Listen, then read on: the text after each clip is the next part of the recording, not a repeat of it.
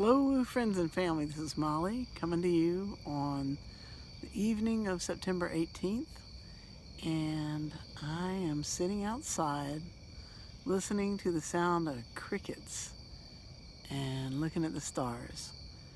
And let's see if you can see what I'm seeing.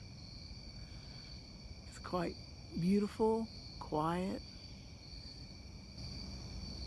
There are so many things I thought to mention today that I'm happy about.